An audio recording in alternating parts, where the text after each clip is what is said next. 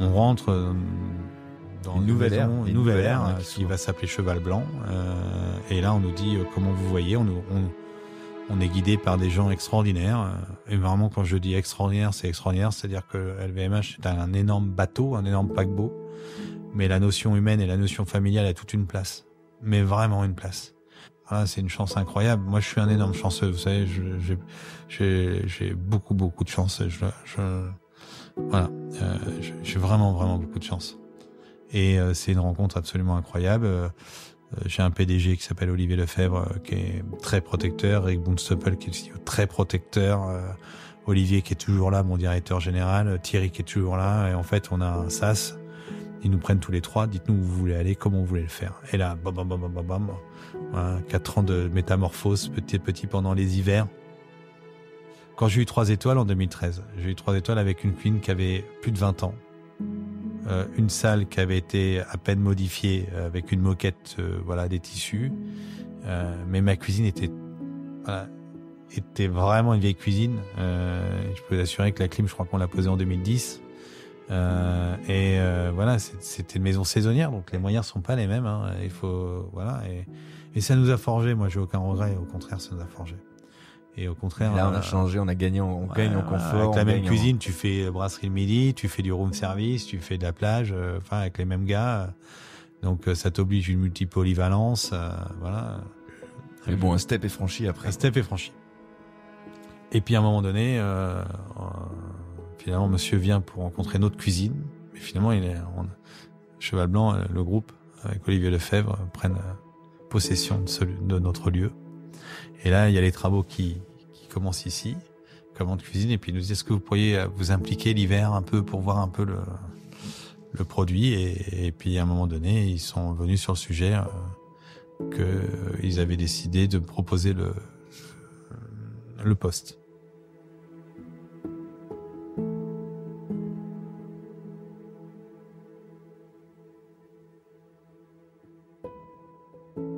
C'est-à-dire que le groupe Cheval Blanc mise sur cet endroit, donc un restaurant au cœur de la Seine-Maritaine. Pour accompagner les travaux, et puis à un moment donné... vous voyez bien quand même, non ? Non, pas du tout. Ah ouais ? Non, pas du tout. Vous je suis content parce que ça m'occupe, ça me permet de voir un truc. Donc pendant que Saint-Tropez et donc somnole, vous aidez. Ici. Et ma femme rêvait de revenir à Paris en plus. Donc à un moment donné, c'est bien d'essayer de réfléchir. Puis je m'y investis beaucoup, et je pense qu'ils ont vu que ça me plaisait. Et puis, il me propose des trucs. Mais moi, je voulais pas quitter en bas. Donc, moi, c'était compliqué pour moi de quitter en bas. Vous êtes attaché à Saint-Tropez, à la maison que vous avez créée là-bas. Ouais. Les équipes. Ouais, émotionnellement, mes enfants, tout ça. Mais ma femme, Marie avait envie de revenir un peu, même le grand, d'ailleurs. Et ils viennent sur le sujet. Et moi, je dis, OK, mais il y a une grosse prise de risque quand même, parce que gérer 2 établissements, et comme ces maisons saisonnières, il y a de grandes chances qu'on puisse perdre la 3e étoile. Il faut en être conscient. Et il y a une grande confiance. Il me dit, mais on a tellement confiance. Et puis, c'est pas grave. Voilà. Puis, il n'y a pas d'obligation, en fait. Il n'y a pas d'obligation de résultat. Il n'y a pas d'obligation de... Et moi, je me suis dit, voilà, Paris, mes confrères sont tellement... Ils ont un tel niveau. Est-ce que moi, je vais être à la hauteur? Et puis, voilà. Que quand je m'implique dans quelque chose, ça peut avoir un impact ricochet pour la famille. Donc j'ai expliqué comment qu'on m'avait proposé la chose, et comment si je le faisais, voilà ce qui allait se passer. Donc j'ai bien sûr bien noirci le truc pour être sûr que qu'il n'y ait pas de reproches après.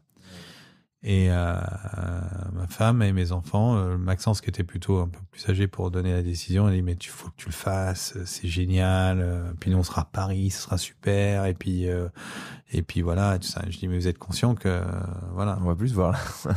Et donc j'ai l'absolution familiale, et donc je prends beaucoup de risques, mais je dis oui. Voilà, je dis oui, et je dis par contre je veux créer mon écrin seul. On démarre l'écriture 3 ans avant, parce que j'ai eu le temps de me préparer, parce qu'avec le Covid et tout ça, et puis les travaux d'ici, c'est 3 ans. Hein. Donc Plénitude, on a le tout Paris, tout ça, on a eu le temps quand même de bien préparer le travail, de bien travailler le recrutement, et puis voilà, et puis s'effectue une rencontre aussi, qui, comme Thierry un peu à Saint-Tropez, qui a changé aussi le cheminement, c'est Maxime. Super rencontre. Voilà, Maxime Frédéric, qui a été une rencontre vraiment extraordinaire, passionnante, où en fait un Normand comme moi, fils et petit-fils de paysans, mêmes valeurs. Et là, c'est une super rencontre. Ouais, vraiment, là, je me dis, si je fais cette aventure avec lui, ça va être extraordinaire, quoi. Ça va être un jeu, mais on va s'amuser, ça va être dingue. C'est chouette d'être réjoui comme ça, malgré l'enjeu, parce que l'enjeu est très grand. Donc, Oui, il est grand, on est très attendu. Bah ouais. Mais en même temps, comme euh,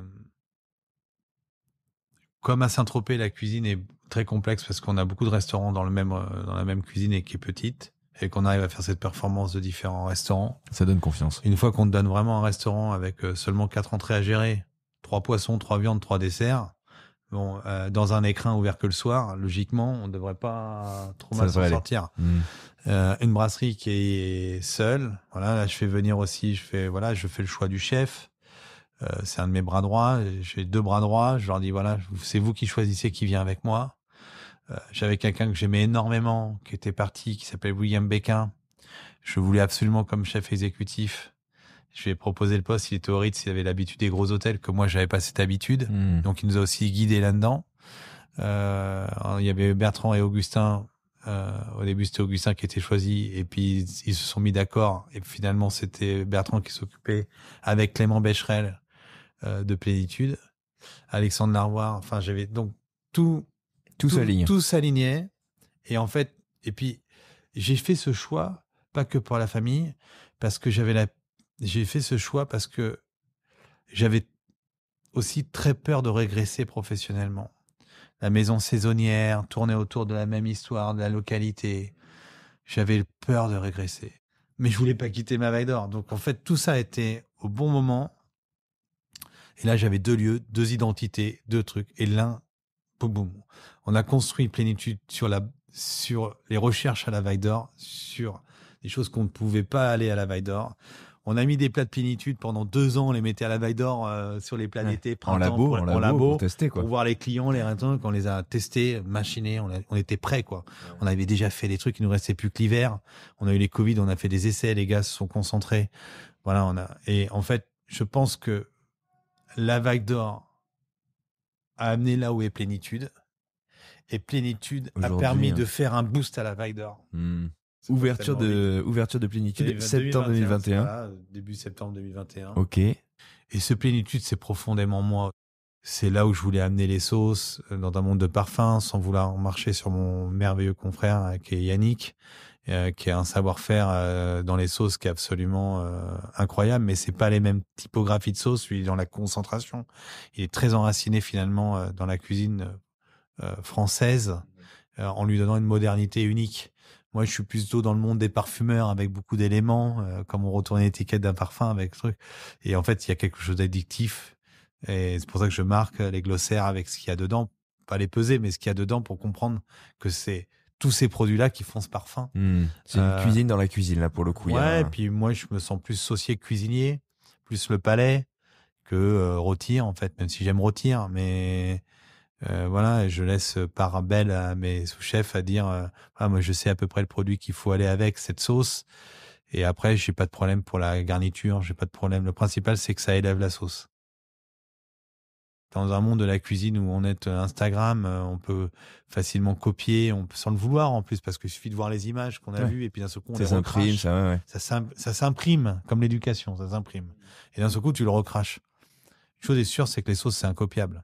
Tu les as pas faites, tu sais pas. Et puis dans les sauces, les recettes, ça suffit pas. Parce qu'il y a quelque chose où il y a que le palais qui peut réguler, voilà. Et pour moi, les sauces, c'est quelque chose, et c'est l'âme. C'est vraiment l'impact. Et donc, je dis que le produit qu'on met dans l'assiette, que les choisons choisissent au départ, et c'est pour ça que je mets pour velours, ou pour vinaigrette, ou pour machin, c'est que les éléments qui sont dans l'assiette, finalement, deviennent les condiments de la sauce. Élèvent la sauce. La sauce, c'est l'âme du plat, c'est la personnalité du plat. C'est vraiment, et c'est pour ça que je demande aux gens de goûter d'abord la sauce pour sentir l'âme, et après l'impact que va avoir. Donc ça répond profondément à arrêter avec l'idée de la beauté. La beauté, c'est ce petit récipient. Quand vous avez fait 10 techniques de cuisson de poisson et que mécaniquement vous avez fait des accords, ou d'un seul coup vous avez fait tel truc, tel machin, une fois que tu as fait ça, c'est fini. C'est fini en fait. Et plénitude, je tenais beaucoup à ce nom. C'est une sacrée promesse, hein. C'est pas un mot anodin. Plénitude. Plénitude, c'est... Je sais pas si on la croise facilement dans sa vie, la plénitude, mais c'est un sacré... Pour moi, par la plénitude, je voulais que quand on vienne dans ce restaurant, la poésie extérieure urbaine parisienne que très peu ont trouvé finalement. Regardez le nombre de restaurants poétiques à Paris, il y en a pas tant que ça. Et Paris a une poésie, quand tu marches tous les jours sur les quais de Seine et que tu vois tous ces mots d'amour gravés dans les sols, quand tu vois, enfin, les cadenas, il y a une poésie, le rive gauche, il y a une poésie absolument incroyable. Il y a quelque chose, c'est le monde de la mode, il y a quelque chose. Elle est là, mais elle est difficile à saisir. Mais quand tu la saisis, tu la comprends, tu te dis, mais c'est dingue comment on peut rebondir sur ça. Et en fait, le lieu est pas anodin, le positionnement n'est pas anodin, parce que je veux en fait, pour moi, un client, il a la gentillesse de m'offrir son temps. À un moment donné, il vient ici, il m'offre son temps. C'est un cadeau qu'il me fait. Donnez-moi votre temps. Confiez-moi votre temps. Et de votre temps, dans ce monde si violent, dans ce monde urbain si violent, dans ce monde si violent, je veux que quand on ouvre la porte de plénitude, je veux que le temps s'arrête pour eux, d'un moment. Et j'ai pas peur de dire, ne venez pas à plénitude, c'est pas une table d'affaires. C'est pas une table d'affaires. C'est une table de bonheur, c'est une table qui est pas faite pour des repas d'affaires. C'est une table qui est faite, laissez-vous porter par mes équipes, laissez-vous porter par les gens qui vont venir vous servir. Ce sont des gens simples, bienveillants, qui aiment les autres. Moi, les curriculum vitae ne m'intéressent pas. Ce qui m'intéresse, c'est la volonté de donner du bonheur, la mission de vouloir donner du bonheur aux gens dans un monde compliqué, dans un monde violent. Plénitude, c'est ça.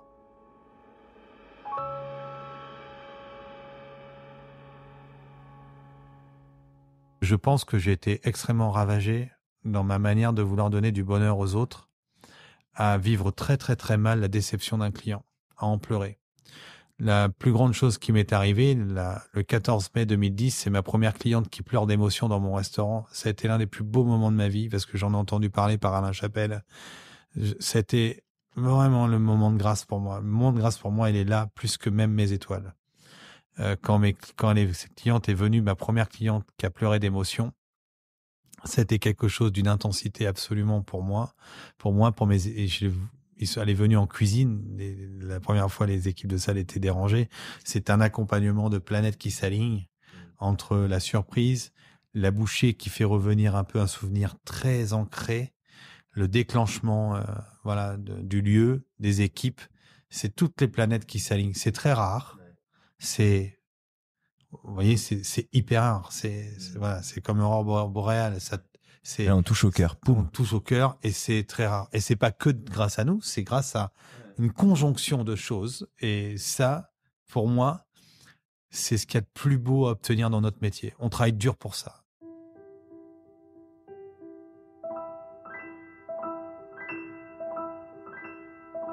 Il y a eu des vides quand vous parliez de ces enfants ou de l'enfance derrière la vitre, quand vous parlez du côté turbulent de cette adolescence qui peut-être cherche aussi à attirer les parents. Ces vides, je vais les garder pour moi parce que s'ils sont écoutés, ils auront une répercussion à blesser d'autres personnes. Ah, non, mais sans parler de les définir.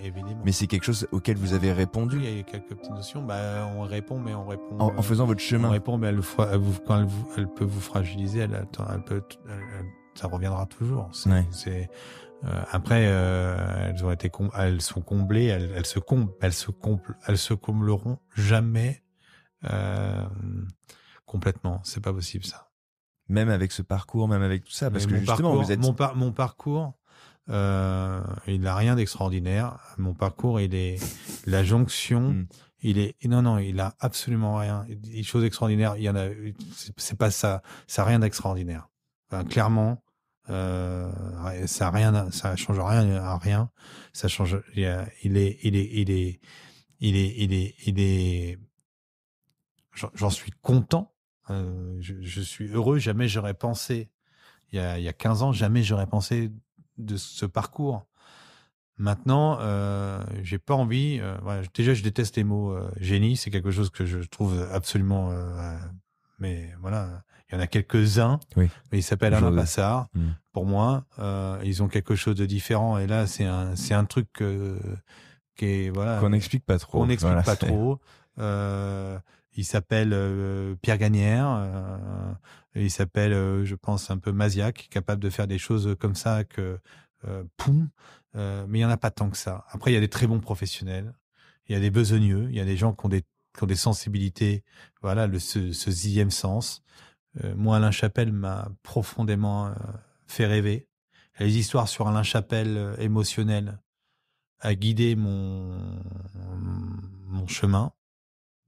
Des Paco, Bernard Paco, des artisans purs, alors que moi j'en suis, voilà, une maison, une boutique, tous les jours le matin devant ces girolles, ça m'a fait rêver, ça me fait toujours rêver. Des Passards me font rêver, des Pierre Gagnère me font rêver, quelques copains me font aussi rêver. Et en fait, la chance qu'on a en France, c'est qu'on a des gens qui nous donnent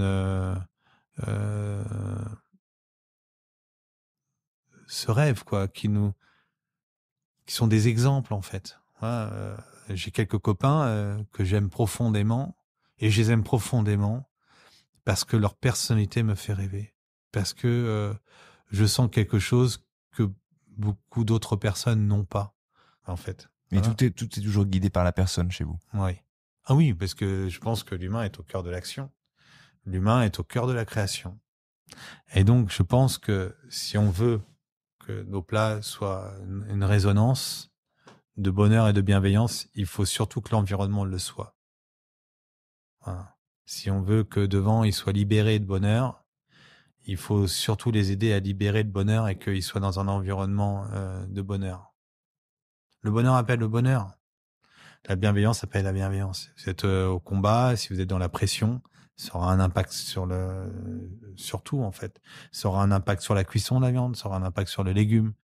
Je dis, quand vous cuisinez, imaginez que chaque geste que vous faites, il est pour la personne que vous aimez le plus au monde.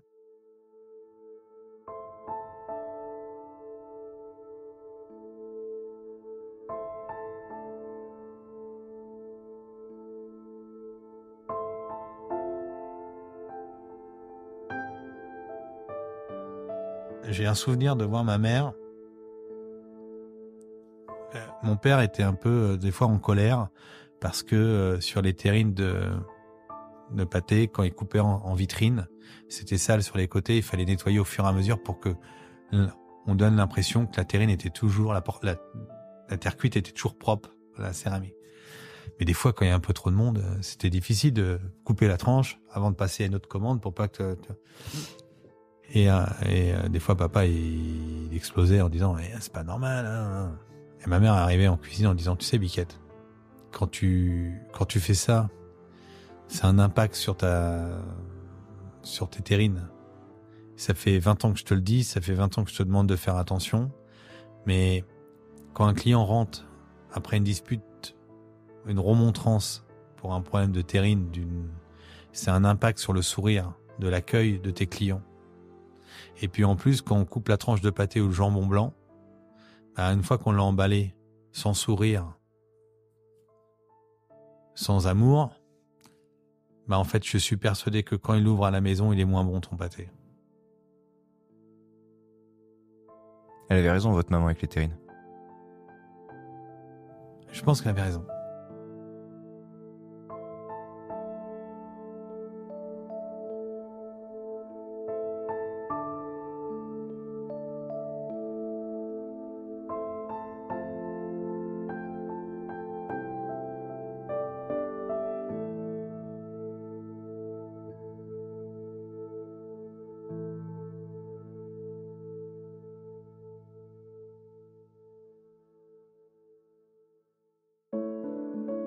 Je ne vais pas dire grand-chose, pour une fois, en guise de conclusion, et je suis très curieux à l'idée de lire les retours que vous me ferez sur cet épisode.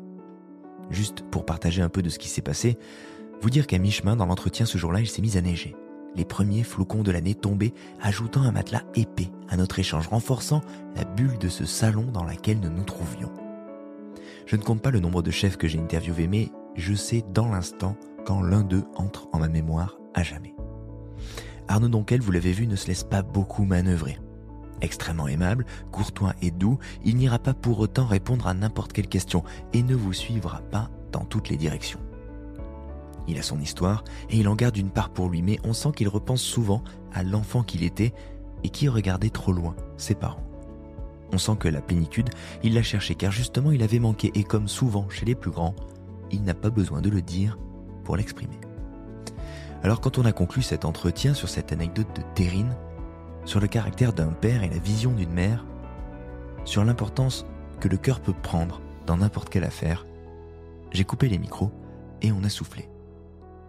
J'ai dit que c'était émouvant et on n'a plus trop su quoi raconter. Le chef a débarrassé la table pour emporter plateau et carafe d'eau quand 1000 fois j'ai vu des hommes laissant à d'autres le soin de faire ce geste. On s'est salué, il est reparti à sa tâche et moi sous la neige dans un Paris rendu plus beau que quelques heures plus tôt. C'est rare de rencontrer une telle authenticité et d'ailleurs, je vous avais dit que je n'allais pas beaucoup parler, il y a déjà trop de mots, alors je vais vous remercier, chef, de m'avoir confié votre histoire pour la partager avec vous, chers auditeurs, auditrices passionnés. Voilà le genre de récit qui peut nous inspirer. Alors oui, quand on est cuisinier, mais finalement, quoi qu'on fasse, on peut se le répéter. Et ce n'est pas qu'une question de pâté, non. Sans le sourire, rien n'est jamais bon. Et on ne trouve pas le goût là où il n'y a pas d'amour. Merci de nous avoir écoutés jusqu'au bout, chers amis, auditeurs, auditrices. Merci à notre partenaire Club Pépite qui soutient producteur, chef, restaurateur et notre podcast pour faire rayonner avec amour justement le goût des bonnes choses. Allez vous renseigner, chers amis, et rejoignez le club des 1000 passionnés de gastronomie. Nous, on se retrouve la semaine prochaine ici pour un nouvel épisode, une nouvelle histoire, un nouveau chef. Salut!